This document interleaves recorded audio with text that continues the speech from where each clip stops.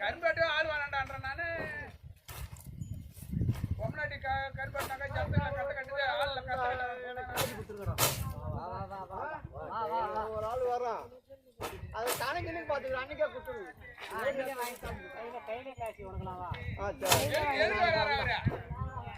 கரும்பாட்டு வா அண்ணனுக்கே கணக்குன்னு சொல்றேன்